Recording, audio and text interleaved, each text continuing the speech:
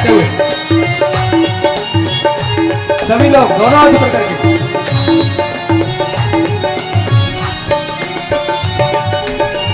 शिव है दुख का विनाशक, शिव सर्वानंद है। शिव है दुख का विनाशक, शिव सर्वानंद है। शिव है बल तेजधारी, शिव है बल तेजधारी, शिव करुणाकंद है। शिव है जीवन हमारा, शिव प्राणधार है। शिव है जीवन हमारा, शिव प्राणधार है।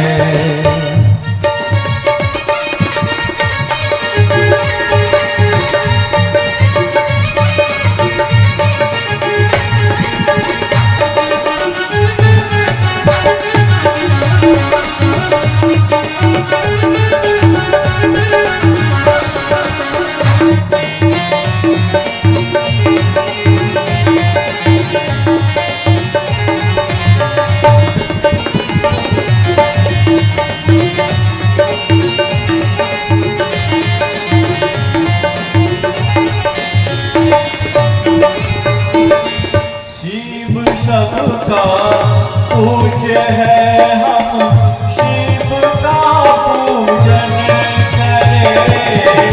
शिव सबका पूज्य है, हम शिव का पूजन करें। शिव सबका पूज्य है, हम शिव का पूजन करें। शिव सबका पूज्य है, हम शिव का पूजन करें। शिव ही के ध्यान से हम, शिव जी के ध्यान से हम शुद्ध अपना मन करें। शिव है के ध्यान से हम शुद्ध अपना मन करें। शिव है जीवन हमारा, शिव प्राणधार है। शिव है जीवन हमारा, शिव प्राणधार है।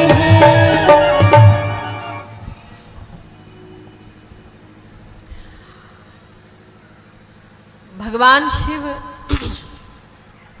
समस्त सुख सिद्धि प्रदान करने वाले हैं। और देवताओं ने जब प्रार्थना की तो भगवान फिर भी समाधि से नहीं जगे, क्योंकि उसका भी एक समय था। तत्पश्चात ब्रह्मा जी ने सोचा कि भगवान भोले तो समाधि से जाग नहीं रहे, तो अब किसकी शरण जाया जाए। तो ब्रह्मा जी ने जो है वो आदि शक्ति का ध्यान किया।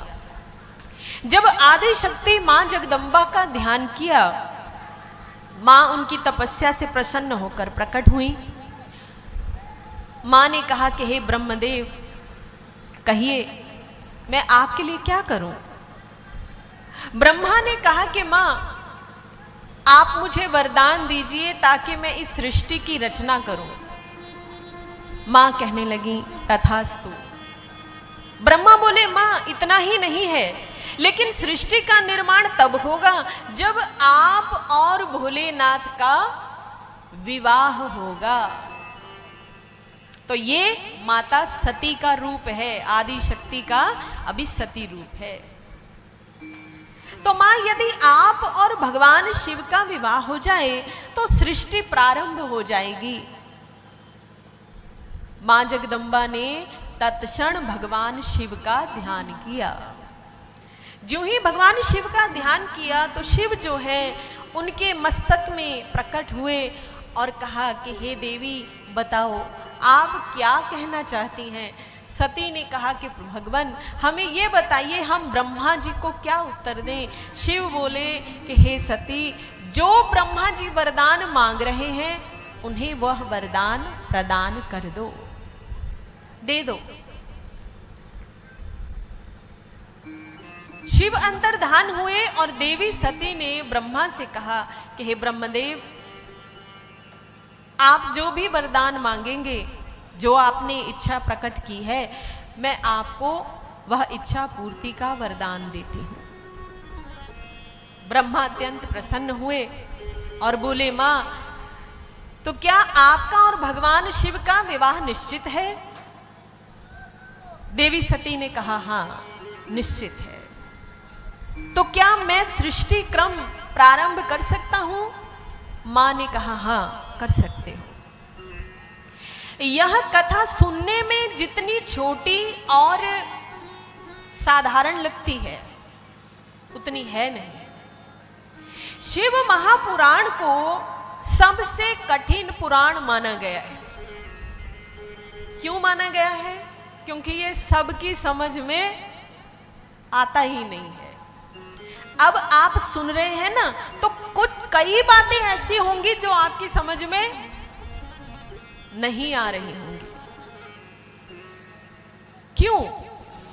क्योंकि शिव पुराण में आध्यात्मिक ज्ञान अत्यधिक है। तंत्र ज्ञान, शास्त्र ज्ञान, प्रकृति ज्ञान, ब्रह्मांड ज्ञान, सृष्टि कैसे निर्मित हुई वो ज्ञान बहुत अधिक है। जब भी हम कथा कहते हैं तो अक्सर हमारा प्रयास ये होता है कि हम जिस भी ग्रंथ की कथा कहें ना, वो बिल्कुल सरल हो, बिल्कुल सरल हो। जब तुलसीदास जी महाराज ने कलयुग में रामचरितमानस की रचना की, सब पाठ करते हैं, सबके घर में है, तो उन्होंने प्रारंभ में यह लिख दिया। क्या लिखा? नाना पुराण निगमागम सम्मतम, कि यह जो मैं रामचरितमानस लिख रहा हूं ना, ये अनेकों प्रकार के पुराण, वेद, शास्त्र, तर्क, श्रुति, नीति, इन सब के को पढ़ के, इनके आदेश से, इन्हीं से प्रेरणा लेकर मैं यह रामचरितमानस लिख रहा हूं। और आप हैरान होंगे, शिव पुराण के अंतर्गत अनेकानेक ऐसे प्रसंग हैं, जब आप उनको पढ़िएगा ना तो आपको लगेगा कि ये तो रामचरितमानस में भी है, ये तो रामचरितमानस में भी है। क्यों? क्योंकि तुलसी महाराज जी ने पहले ही लिख दिया कि मैं जितने भी पुराण है ना, उनकी प्रेरणा से, उनका अनुपालन करते हुए मैं रामचरितमानस लिख रहा हूं, लिख रहा हूं। भवानी शंकरौ वंदे श्रद्धा विश्वास रूपिणो, उन्होंने सबसे पहले प्रार्थना की है। जैसे जैसे कथा चलेगी हम आपको बताएंगे कि कहां कहां से रामचरितमानस और शिव पुराण साथ साथ चलते हैं। तो तुलसी महाराज जी ने शिव पुराण पाठ किया होगा, उससे प्रेरणा ली होगी, लेकिन फिर ये सोचा कि संसार को संस्कृत कोई नहीं जानता, बहुत कम लोग। तो जो जन मानस संस्कृत नहीं जानती है, जो बोलना नहीं जानती, पढ़ना नहीं जानती, वो हमारी भाषा कैसे समझेगी? तो एक सरल रूप से उन्होंने जो है रामचरितमानस की रचना की और उसको एक छंदबद्ध किया, दोहे लिखे, ताकि हमें आनंद आए, हमें पढ़ के अच्छा लगे। इसीलिए जितने भी हम कहते हैं कि जो भी कथावाचक हैं, जो भी ज्ञानी जन हैं, जिनको जो भी पंडित हैं, आचार्य हैं, तो हमारा ये प्रयास होना चाहिए कि हम धर्म को जटिल न बनाएं, हम अपने धर्म को जटिल न बनाएं। हमारा प्रयास होना चाहिए कैसे जनमानस, कैसे धर्म प्रेमी, कैसे हमारे हिंदू भाई बहन सनातन धर्म का पालन करने वाले कैसे उसको समझें, कैसे उसको समझें। जिस समय कई बार अलग अलग मंदिरों में, कभी देवी माँ के मंदिर में, कभी शिव मंदिर या श्री राम मंदिर में हमको बुलाया जाता है कथा कहने, तो अलग अलग जगह हम जाते हैं। तो एक हमारा प्रयास रहता है कि जैसे श्रोता बैठे हैं आप वैसा बोलो, जैसे श्रोता समझता है आप वह बोलो, क्योंकि आप वहां अपनी पंडिताई दिखाने नहीं जा रहे हैं, आप वहां जनमानस को भगवान से जोड़ने जा रहे हैं। तो कैसे जुड़ाव हो, कैसे हम अपने धर्म से जुड़ें, और ये कोई बहुत बड़ी बात नहीं है। जिस दिन हम अपने धर्म को समझ गए ना, कोई संसार की शक्ति हमें हमारे धर्म से हिला नहीं सकती है। तो घर में कोई भी शास्त्र ग्रंथ अवश्य होना चाहिए। हनुमान चालीसा, श्री रामचरितमानस, भागवत पुराण, शिव पुराण, भक्तांग, गीता प्रेस गोरखपुर से बहुत हर प्रकार का धर्म ग्रंथ आता है, उसके टीका आते हैं।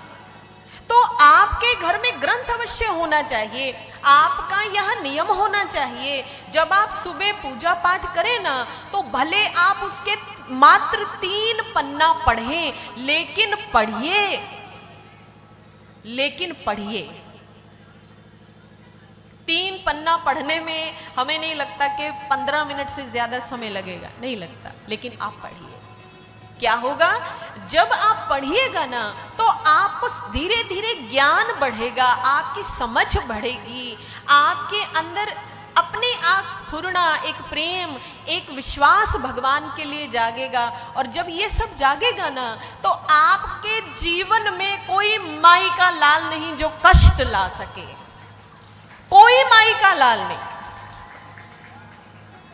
हमारे जीवन में कोई कष्ट आ जाए ना, हम क्या सोचते, अरे किसी ने हमारा जादू टोना तो नहीं कर दिया, अरे कोई घर के बाहर देखिए कोई मिर्ची तो नहीं फेंक गया, कोई जादू तो नहीं कर गया, तंत्र मंत्र तो नहीं कर गया। अरे कोई कुछ नहीं कर सकता, कोई कुछ नहीं कर सकता। अगर आपने भगवान का पल्ला पकड़ लिया है ना, जो बच्चा भरे मेले में जा रहा हो, जो अपनी माँ का पल्ला यूं पकड़ लेता है ना, कोई बाजार का व्यक्ति नहीं जो उसको माँ से अलग कर सके। वो माँ का पल्ला पकड़ते पकड़ते घर पहुंच जाएगा। तो आप महादेव का पल्ला पकड़ लीजिए, कोई दुनिया की जादू टोना, कोई शैतान आपका कुछ नहीं बिगाड़ सकता। कोई बुरी नजर, कोई काला साया, कोई तंत्र, कोई मंत्र, कुछ